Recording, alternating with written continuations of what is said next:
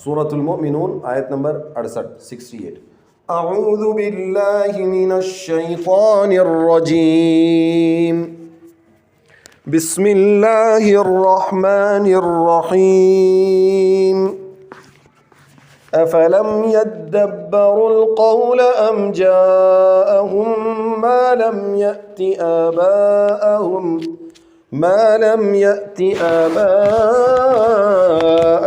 الاولین۔ سو کیا انہوں نے دھیان نہیں کیا اس کلام میں؟ اس کلام میں، یا آئی ہیں ان کے پاس ایسی چیز جو نہ آئی تھی ان کے پہلے باپ دادوں کے پاس؟ افلم یدبروا القرآن افلم یدبروا القول ام یقولون به جنہ۔ 5 باتوں کا ذکر ہے جو مشرکین کے لیے رسول اللہ صلی اللہ علیہ وآلہ وسلم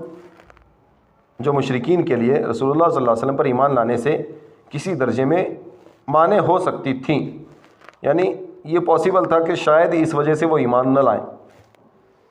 اب ان میں سے ہر ایک وجہ کے منفی ہونے کا بیان اس کے ساتھ کر دیا کہ یہ وجہ بھی بے معنی ہے، یہ وجہ بھی نہیں، یہ وجہ بھی نہیں ہے۔ حاصل اس کا یہ ہے کہ جو وجوہات ان لوگوں کے لیے ایمان سے روکنے والی ہو سکتی تھی ان میں سے کوئی وجہ بھی موجود نہیں ہے، اور ایمان لانے کے لیے جو اسباب اور جو دوائی ضروری تھیں وہ سب چیزیں موجود ہیں۔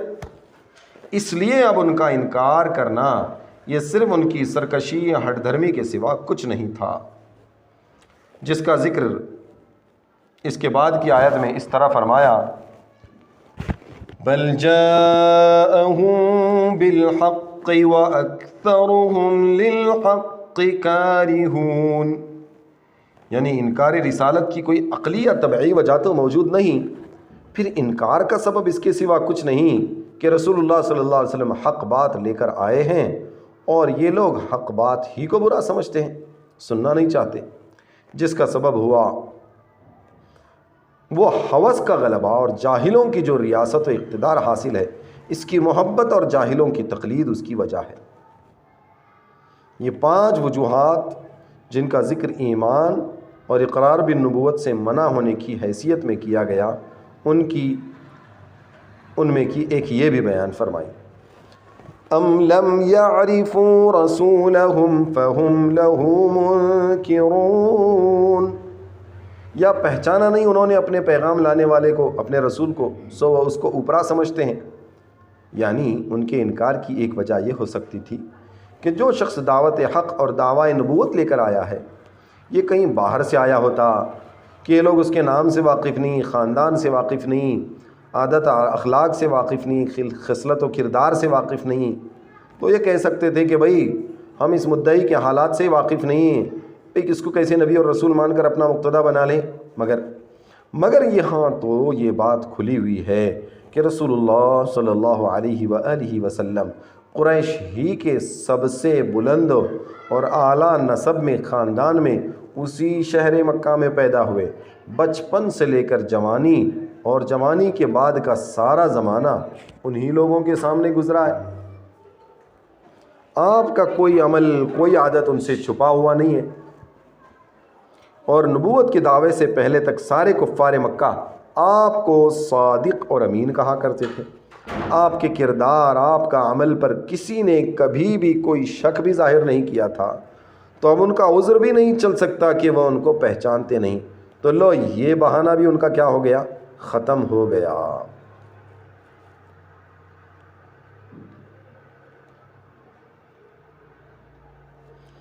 اگلی آیت 70 ام یقولون به جنہ بل جاءهم بالحق واکثرهم للحق کارہون، یا کہتے ہیں اس کو سودا ہے، کوئی نہیں، وہ تو لایا ہے ان کے پاس سچی بات اور انہیں بہتوں کو سچی بات بری لگتی ہے۔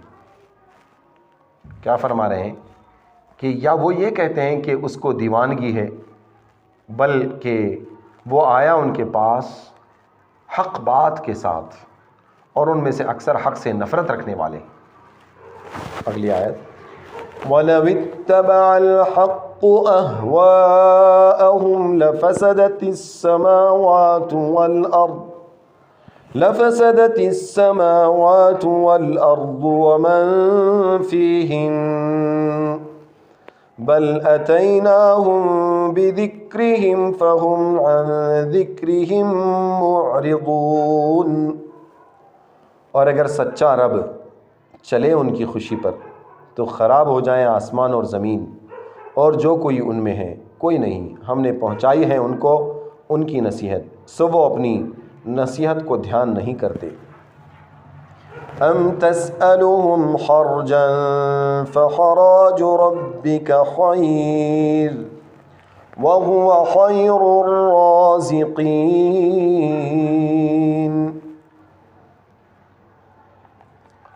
یا تو ان سے مانگتا ہے کچھ محصول یعنی ٹیکس، سو محصول تیرے رب کا بہتر ہے اور وہ ہے بہتر روزی دینے والا۔ یعنی انکار کی یہ وجہ بھی نہیں ہو سکتی کہ بھئی کچھ ٹیکس پیسہ مانگ رہے ہیں، ہاں وہ بھی نہیں ہے، تو پھر یہ بھی جب وجہ نہیں ہے تو پھر کس وجہ سے وہ لوگ انکار کرتے ہیں۔ وَإِنَّكَ لَتَدْعُوهُمْ إِلَىٰ صِرَاطٍ مُسْتَقِيمٍ، اور آپ تو بلاتے ہیں ان کو سیدھی راہ پر۔ اللہ تعالیٰ اپنے رسول سے کہہ رہے ہیں اور تو بلاتا ہے ان کو سیدھی راہ پر۔ وَإِنَّ الَّذِينَ لَا يُؤْمِنُونَ بِالْآخِرَةِ عَنِ الصِّرَاطِ لَنَاكِبُونَ، اور جو لوگ نہیں مانتے آخرت کو راہ سے ٹیڑھے ہو گئے ہیں، اور جو لوگ آخرت کو نہیں مانتے ہیں وہ راہ سے ٹیڑھے ہو گئے ہیں۔ وَلَوْ رَحِمْنَاهُمْ وَكَشَفْنَا مَا بِهِمْ مِنْ ضُرٍّ لَلَجُّوا فِي طُغْيَانِهِمْ يَعْمَهُونَ، اور اگر ہم ان پر رحم کریں اور کھول دیں جو تکلیف پہنچی، اور کھول دیں جو تکلیف پہنچی ان کو، تو بھی برابر لگے رہیں گے اپنی شرارت میں بہکے ہوئے۔ یعنی اگر ہم ان پر رحم کریں اور ان کی جو تکلیف ہے، پریشانی ہے، وہ ہم دور بھی کر دیں، تب بھی وہ اپنی سرکشی پر اڑے رہیں گے اور اپنی ہی سرکشی اور ضد پر جمے رہیں گے۔ وَلَقَدْ أَخَذْنَاهُمْ بِالْعَذَابِ فَمَا اسْتَكَانُوا لِرَبِّهِمْ وَمَا يَتَضَرَّعُونَ، اور ہم نے پکڑا تھا ان کو آفت میں، اور ہم نے پکڑا تھا ان کو عذاب میں، پھر نہ عاجزی کی اپنے رب کے آگے اور نہ گڑ گڑائے۔ کیا فرما رہے ہیں دیکھیے اللہ تعالیٰ، وَلَقَدْ أَخَذْنَاهُمْ بِالْعَذَابِ فَمَا اسْتَكَانُوا لِرَبِّهِمْ وَمَا يَتَضَرَّعُونَ۔ اس سے پہلی آیت میں مشرکین کے بارے میں یہ کہا گیا تھا کہ یہ لوگ جو عذاب میں مبتلا ہونے کے وقت اللہ سے یا رسول سے فریاد کرتے ہیں، اگر ہم ان کی فریاد پر رحم کھا کر عذاب ہٹا دیں تو ان کی جبلی شرارت، ان کی طبیعت میں جو پڑی شرارت اور سرکشی کا عالم یہ ہے کہ عذاب سے نجات پانے کے بعد پھر اپنی سرکشی اور نافرمانی میں مشغول ہو جائیں گے۔ اس آیت میں ان کے ایک اسی طرح کے واقعے کا بیان ہے کہ ان کو ایک عذاب میں پکڑا گیا، ایک عذاب ان پر نازل کیا گیا، مگر عذاب سے نبی کریم صلی اللہ علیہ وسلم کی دعا سے نجات پانے کے بعد بھی یہ اللہ کے سامنے نہیں جھکے اور برابر اپنے کفر پر اور اپنے شرک پر جمے رہے۔ اہل مکہ پر قحط کا عذاب اور رسول اللہ صلی اللہ علیہ وسلم کی دعا سے اس کا دفع ہونا، یہ ہمیں پہلے معلوم ہو چکا ہے کہ رسول اللہ صلی اللہ علیہ وسلم نے مکہ والوں پر قحط کا عذاب مسلط ہونے کی دعا فرما دی۔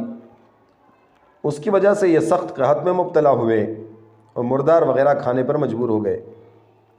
یہ دیکھ کر ابو سفیان جو سردار تھا، رسول اللہ صلی اللہ جو ابھی مسلمان نہیں ہوئے تھے، اس وقت سردار تھے وہ، تو حضور صلی اللہ علیہ وسلم کی خدمت میں مدینہ طیبہ حاضر ہوئے ابو سفیان اور کہنے لگے کہ آپ کو اللہ کی قسم دیتا ہوں، آپ کو رشتہ داری اور صلہ رحمی کی آپ کو قسم دیتا ہوں، رشتہ داری کا واسطہ دیتا ہوں، کیا آپ نے یہ نہیں کہا کہ میں اہل عالم کے لیے رحمت بنا کر بھیجا گیا ہوں، سارے جہاں کے لیے رحمت بنا کر بھیجا ہوں؟ تو آپ نے فرمایا بے شک کہا ہے، اور حقیقت بھی یہی ہے کہ میں سارے جہاں کے لیے رحمت للعالمین ہوں۔ جیسے کہ اللہ قرآن میں فرماتے ہیں وما ارسلناک الا رحمۃ للعالمین۔ ابو سفیان نے کہا کہ آپ نے اپنی قوم کے بڑوں کو تو بدر کے معرکے میں تلوار سے قتل کر دیا، آپ نے اپنی قوم کے بڑوں کو بدر کے معرکے میں تلوار سے قتل کر دیا، اور جو اب رہ گئے ہیں ان کو بھوک سے قتل کر رہے ہیں، ان کو بھوک اور قید سالی سے قتل کر رہے ہیں۔ اللہ سے دعا کیجئے کہ یہ عذاب ہم سے ہٹ جائے۔ تو رسول اللہ صلی اللہ علیہ وسلم نے دعا فرمائی، اللہ سے دعا کی، تو یہ عذاب اسی وقت کیا ہو گیا؟ ختم ہو گیا۔ اسی پر یہ آیت مذکورہ نازل ہوئی وَلَقَدْ أَخَذْنَاهُمْ بِالْعَذَابِ فَمَا اسْتَكَانُوا لِرَبِّهِمْ۔ بسم اللہ۔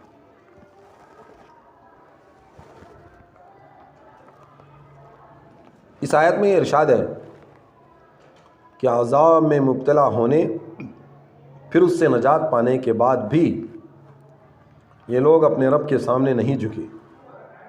چنانچہ واقع یہی تھا کہ رسول اللہ صلی اللہ علیہ وآلہ وسلم کی دعا سے قحط تو دور ہو گیا، مگر مشرقین مکہ اپنے شرک اور کفر پر اسی طرح جمے رہے۔ اگلی آیت دیکھیں، حَتَّى إِذَا فَتَحْنَا عَلَيْهِمْ بَابًا ذَا عَذَابٍ شَدِيدٍ إِذَا هُمْ فِيهِ مُبْلِسُونَ۔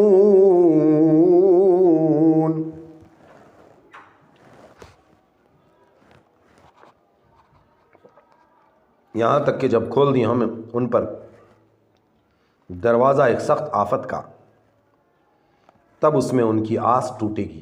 یہاں تک کہ جب کھول دیں ہم ان پر دروازہ ایک سخت آفت کا، تب اس میں ان کی آس ٹوٹے گی۔ یعنی ہم نے ان پر جب عذاب والے دروازے کھول دیے تو اس وقت وہ اس میں مایوس ہو گئے۔ وَهُوَ الَّذِي أَنشَأَ لَكُمُ السَّمْعَ وَالْأَبْصَارَ وَالْأَفْئِدَةَ قَلِيلًا مَا تَشْكُرُونَ۔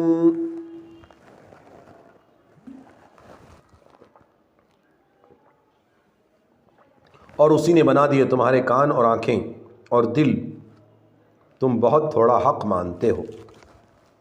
اور اسی نے بنا دیے تمہارے کان اور آنکھیں اور دل، تم بہت تھوڑا حق مانتے ہو۔ تفسیر سنیے، اور وہ اللہ ایسا قادر اور منعم ہے جس نے تمہارے لیے کان اور آنکھیں اور دل بنائے کہ آرام بھی برتو اور دین کا بھی ادراک کرو، لیکن تم لوگ بہت ہی کم شکر کرتے ہو۔ کیونکہ اصلی شکر یہ تھا کہ اس منعم، اس انعام کرنے والے، احسان کرنے والے کے پسندیدہ دین کو قبول کرتے اور دوبارہ قیامت میں زندہ کرنے کا انکار نہ کرتے۔ اور وہ ایسا ہے جیسے جس نے تم کو زمین میں پھیلا رکھا ہے اور تم سب قیامت میں اسی کے پاس لائے جاؤ گے۔ اس وقت اس کفران نعمت اور اس ناشکری کی حقیقت معلوم ہوگی۔ اور وہ رب ایسا ہے جو جلاتا ہے اور مارتا ہے، اور اسی کے اختیار میں ہے رات اور دن کا گھٹنا بڑھنا۔ سو کیا تم اتنی بات نہیں سمجھتے کہ یہ دلائل قدرت توحید اور قیامت میں دوسری زندگی دونوں پر دلالت کرتے ہیں، مگر پھر بھی مانتے نہیں، بلکہ یہ بھی ویسی ہی بات کہتے ہیں جو پہلے کافر لوگ کہتے چلے آئے ہیں۔ یعنی یوں کہتے ہیں کہ کیا ہم جب مر جاویں گے اور مٹی ہڈیاں رہ جاویں گی تو کیا ہم دوبارہ زندہ کیے جاویں گے؟ اس کا تو ہم سے اور ہم سے پہلے ہمارے بڑوں سے وعدہ ہوتا چلا آیا ہے۔ یہ کچھ بھی نہیں، محض بے سند باتیں ہیں جو اگلوں سے منقول ہوتی چلی آتی ہیں، چونکہ اس قول سے انکار قدرت لازم آتا ہے، اور اس سے مثل انکار بعثت کے، مثل انکار بیس کے انکار توحید کا بھی ہوتا ہے۔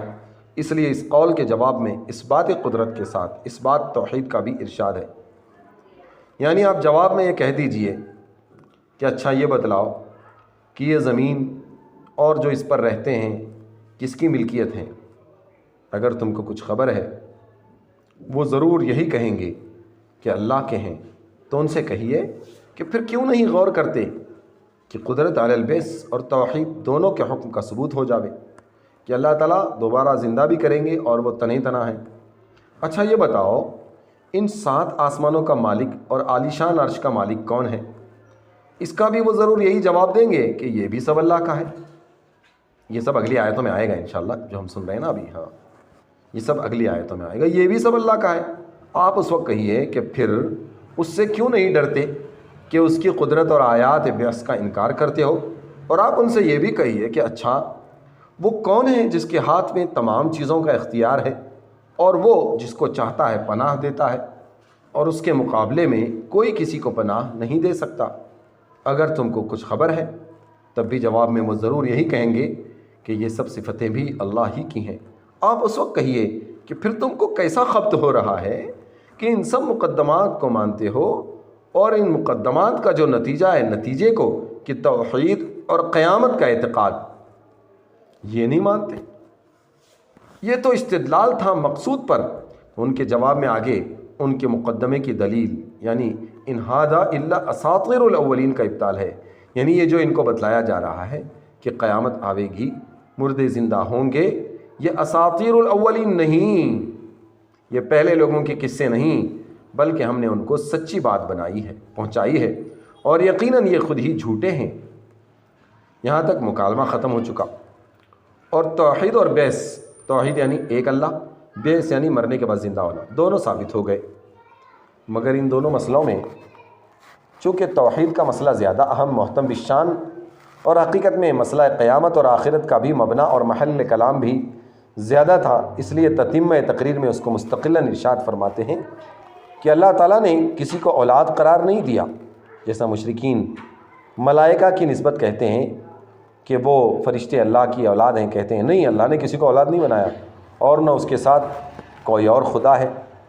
اگر ایسا ہوتا تو ہر خدا اپنی مخلوق کو تقسیم کر کے جدا کر لیتا، ہر خدا اپنی پیدا کی ہوئی مخلوق کو تقسیم ڈیوائیڈ کرتا، اور پھر دنیا کے بادشاہوں کی عادت کے مطابق دوسرے کی مخلوقات چھیننے کے لیے ایک دوسرے پر چڑھائی کرتے، جنگ کرتے، دنیا میں لوگ کرتے ہیں نا، پھر مخلوق کی تباہی کی تو کیا انتہا ہے۔ لیکن نظام عالم تو بدستور قائم ہے۔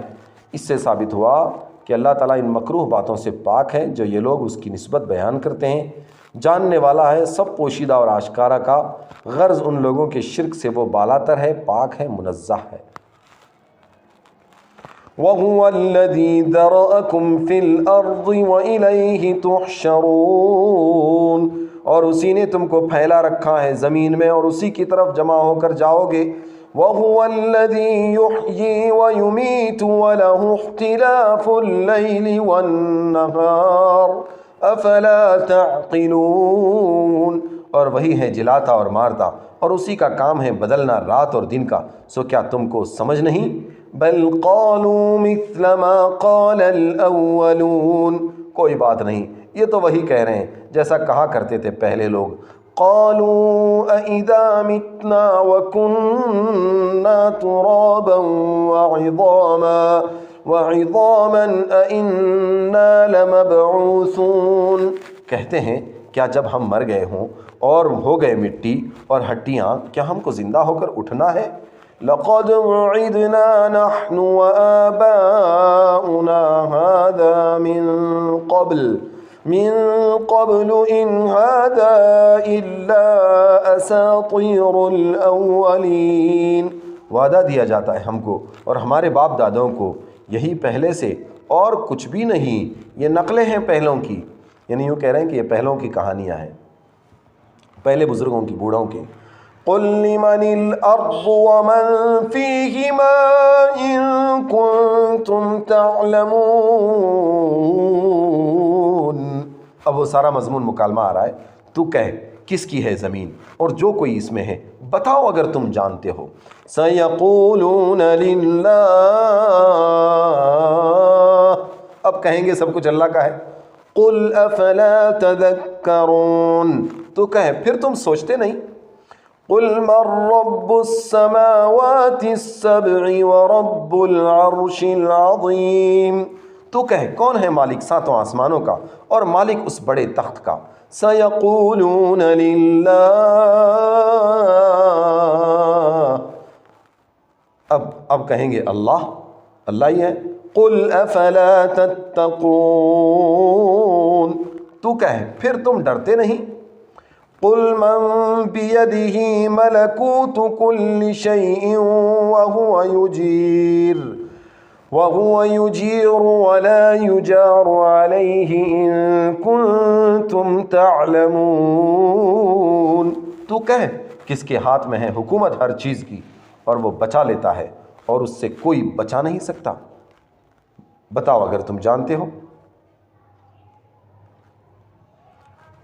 کچھ مسائل ان آیتوں سے معلوم ہو رہے ہیں۔ وَهُوَ يُجِيرُ وَلَا يُجَارُ عَلَيْهِ، یعنی اللہ تعالیٰ جس کو چاہے عذاب اور مصیبت رنج و تکلیف سے پناہ دیتا ہے، یعنی بچا لیتا ہے۔ جس کو چاہتا ہے اللہ مصیبت رنج اور تکلیف سے بچا لیتا ہے، اور یہ کسی کی مجال نہیں کہ اس کے مقابلے پر کسی کو پناہ دے کر اس کے عذاب اور تکلیف سے بچا لے۔ کسی کی طاقت نہیں، کسی کی حیثیت نہیں کہ کوئی اللہ کے عذاب سے کسی کو بچا کر اپنے پاس رکھ لے۔ یہ بات دنیا کے اعتبار سے بھی صحیح ہے کہ اللہ تعالیٰ جس کو کوئی نفع پہنچانا چاہے اس کو کوئی روک نہیں سکتا، اور اللہ جس کو کوئی تکلیف و عذاب دینا چاہے اس سے کوئی بچا نہیں سکتا۔ اور آخرت کے اعتبار سے بھی یہ مضمون صحیح ہے کہ جس کو وہ عذاب میں مبتلا کرے گا اس کو کوئی بچا نہ سکے گا، اور جس کو جنت اور راحت دے گا اس کو کوئی روک نہیں سکے گا۔ اللہ اکبر۔ سَيَقُولُونَ لِلَّهِ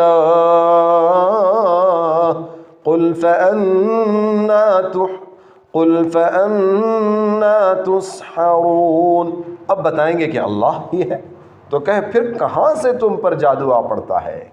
بَلْ أَتَيْنَاهُمْ بِالْحَقِّ وَإِنَّهُمْ لَكَاذِبُونَ، ہاں بلکہ ہم نے ان کو پہنچایا سچ، اور وہ البتہ جھوٹے ہیں، وہ البتہ جھوٹے ہیں۔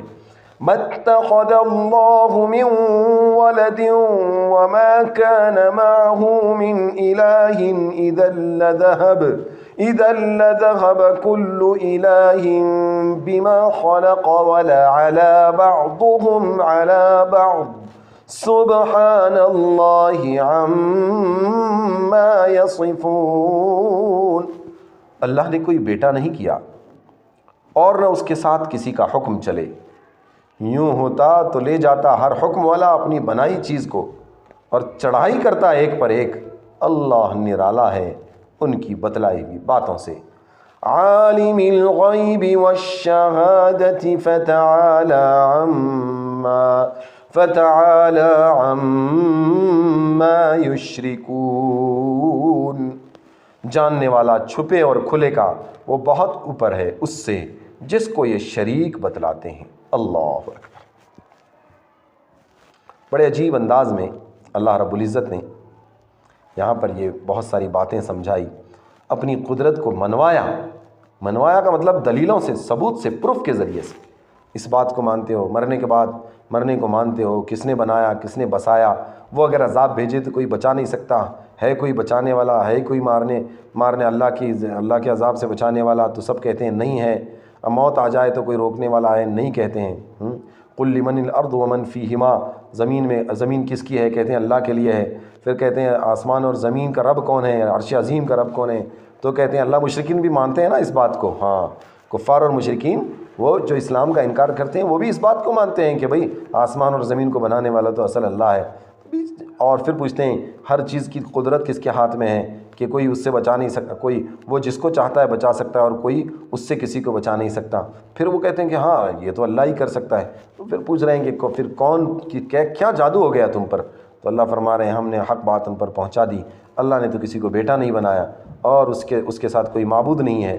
اگر اس کے ساتھ اور کوئی عبادت اور کوئی خدا ہوتا نا تو وہ خدا کہتا کہ یہاں تک میری باؤنڈری، یہاں تک تیری باؤنڈری، یہ چیزیں میری ہیں، یہ چیزیں میری ہیں، یہاں میری خدائی چلے گی، یہاں تیری خدائی چلے گی، ان میں لڑائی ہوتی ہے، دنیا برباد ہوتی۔ لیکن دیکھو نا جب سے دنیا بنی ہے تب سے آج تک ایسا نہیں ہوا۔ کیا مطلب ہے؟ کہ اللہ کرنے والے ہیں۔ تو اللہ فرما رہے ہیں عالم الغیب والشہادہ فتعالی عما یشرکون، وہ غیب کا جاننے والا ہے، شہادت کا جاننے والا ہے، وہ بلند ہے ان چیزوں سے جسے یہ لوگ شریک کرتے ہیں۔ آئیے دعا کر لیتے ہیں۔ اللهم صل على سيدنا محمد وعلى آل سيدنا محمد وبارك وسلم. ربنا آتنا في الدنيا حسنة وفي الآخرة حسنة وقنا عذاب النار. ربنا ظلمنا أنفسنا وإن لم تغفر. سورة المؤمنون